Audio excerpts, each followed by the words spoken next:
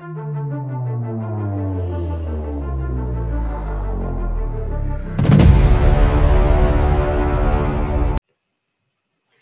everyone, this is Waray. At nandito ako ngayon sa kusina. Mahina ang aking signal dito. Ewan ko kung mag-success itong aking pagre-record. Mahina talaga yung wifi connection ko. Anyway, pag-usapan natin guys itong bangayan sa social media nila, Alvin and Harry Roque. Okay? So, share ko muna itong nabasa natin kanina, post ni Alvin. Dapat kanina pa ako nag-react, pero umalis kasi kami. Nagpunta kami ng fellowship. So, share ko ito at pag-usapan natin. Ang sabi dito ni Alvin, now I understand why there are multiple cases against you because you distort the truth. You twist stories to fit a convenient narrative. Just because someone is well-known doesn't mean they're telling the truth. In fact, that often makes the lies even more dangerous. So, ako dyan dahil hindi na ako nakatiis. Basahin po natin at meron na yatang 70 likes. Ang sabi ko dito, dapat walang parinigan, mag-usap ang bawat panig, nakakasira sa imahe ng mga Pilipino. Ang awayan at bangayan sa kapwa Pilipino. Hindi ito ikakatuwa ni PRD na bangayan. Baka nga mag-instruction na biglang, wag na lang kayo dyan maghintay sa labas sa detention kung nagkakahati-hati lamang. Hi, Pilipino nga talaga. So 71 na yan ang nag-like. So dito, sa post na ito, marami nagagalit kay Alvin. Ayan o, si Ma'am Linda nag-comment, hay nako, marami ka pang lalamunin na bigas. Ang yabang mo. You sound like leftist. So marami po dito sa post na ito ang medyo inaalmahan si Alvin dahil sa di umano siya yung nag-instruct doon sa Pinay na naggaganon habang nagsasayaw si Miss Marlica at si Harry Roque ng bangag-bangag-bangag, ngiwi. So kung ma-point out talaga na si Alvin ang nasa likod ng pagpapatigil ng pagsasayaw ni Miss Marlica at ni Attorney Harry Roque sa ngiwi, bangag-bangag, masasabi ko lang ay dapat si Alvin ang unang mag-apologize. Kasi siya yung naging cause para mapahiya si Maharlika at saka si Harry Roque. Una, politika ito. Oo, birthday ni BP Sara, pero hindi naman ito ine-expect ni BP Sara na magiging solemn yung celebration kasi na kulong si PRRD dahil sa politika. So expected na natin yan na meron talagang mga political words na lalabas sa bibig ni Attorney Harry at ni Miss Maharlika dahil galit na sila sa Marcos.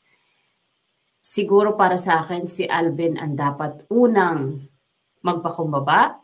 Siya dapat yung unang maghingi ng sorry sa kanyang mga nasaktan dahil pinatayan pa di umano ng microphone ito si Miss Maharlika at saka si Harry Roque. So, mali na ginawa yun ni Alvin kung siya ang nasa likod. Kasi rally ito. Rally ng pagpapauwi kay PRRD. Kaya ang sinisigaw doon, bring him home.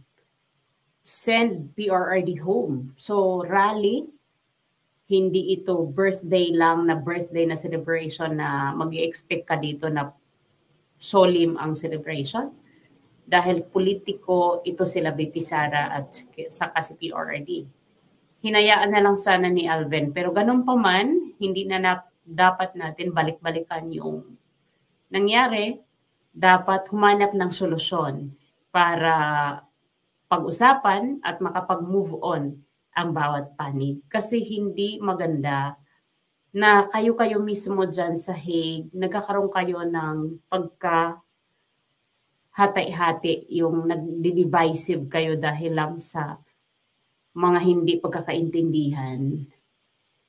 Humanga ako kay Alvin dahil siya yung una kong nakita na sumasangga sa mga tanong ng mga Dutch media at iba pang mga karatig bansa ng Europe na nag-interview.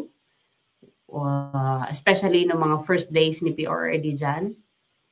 Hindi man niya maidetalye lahat, pero at least kahit papaano, merong tayong nag-represent habang hindi pa dumarating dyan yung SMNI noon. Nag-follow ako sa kanya dahil nakita ko yung sinseridad na nasa kabila na meron siyang trabaho at sa kabila ng pagiging estudyante niya dyan sa the Netherlands, na gagawa niya bumisita araw-araw sa detention center o sa detention cell ni PRRD kahit sa labas lang. So that effort is really appreciated. Pero dapat i-consider din ni Alvin yung mga ibang supporters na noon pa nag-support tulad ni Attorney Harry Roque. Kilala natin si Attorney Harry Roque na nasa panig ng mga Duterte. So dapat hinayaan niya, pinagbigyan niya, at may mga oras naman silang nakalaan bawat speaker, di ba? So hinayaan na lang sana nila pinatapos yung nakalaan na oras para sa kanila. At nung pagbaba, doon na lang sana nila kinausap na hindi nyo na dapat gawin yan sa susunod kung magkakaroon pa tayo ng pagtitipon. Dito naman kila Harry Roque at Maharlika sa panig nila, dapat hinanap nyo yung mismong solusyon sa oras na yon na nagkaroon kayo ng tensyon. Hindi nyo na sana pinasikundahan sa mga social media account ninyo para hindi na lumaki yung apoy. Pero again, nangyari na, nagparinigan na kayo, bawat panig, kanya-kanya kayong pagtatanggol sa inyong mga sarili.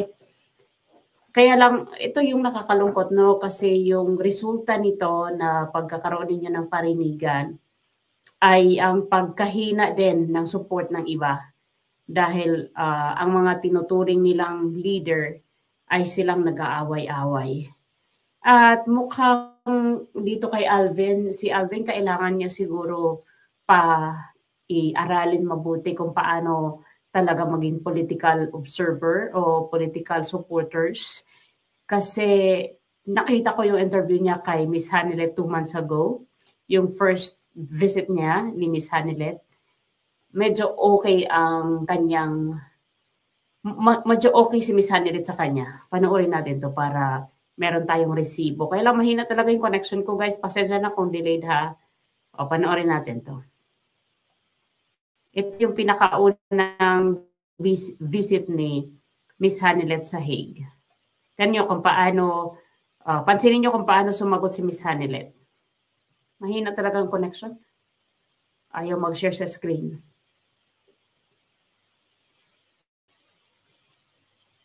Ayaw pa mag-share. Kalawo ka talaga ang connection. O, yan na. So, okay, panoorin natin to.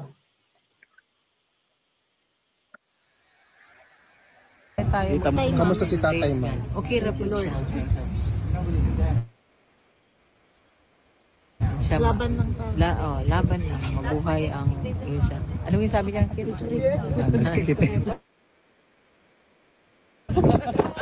Istorya pa. And hingin na siya rin.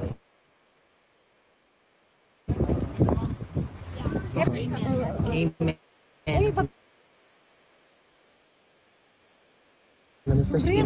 Okay lang, loko. Okay ra magmunta namin gamay. Oo. Kuan ma'am kanang Salamat na, basta ako pirmi ko. na-salty si PRD o komento niya about sa pag-endorse ni BP kay Amy. Wala siya nag-comment. Wala siya nag-comment. But he's aware, ma'am. Oo, awareness.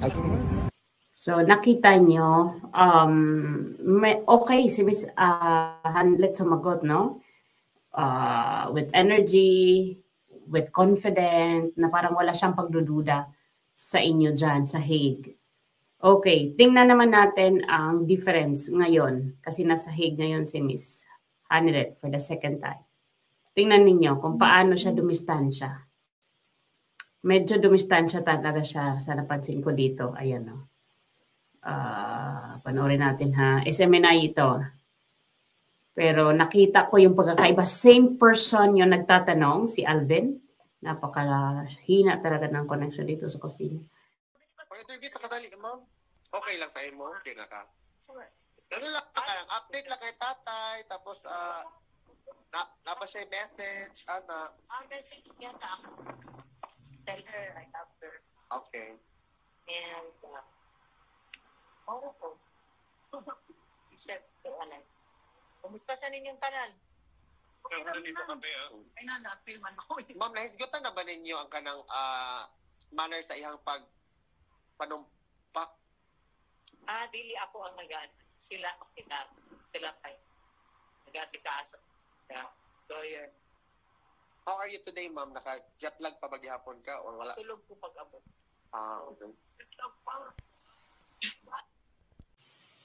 So nakita nyo yung difference. Mahina kasi ang connection, nakakaloka. Nakita nyo yung difference. Nung unang dalaw ni Miss Hanlet doon na ini-interview ni Alvin, very sweet yung kanyang mga response. Pero ito ngayon ay, kumbaga, dumistansya talaga siya. Siguro nakita niya, nakarating na sa kanya itong bangayan na ito si Alvin ay inaakusahan na double agent, na tao ni Amy. Pero para sa akin, naniniwala pa rin ako na hindi si Alvin tao ni Amy.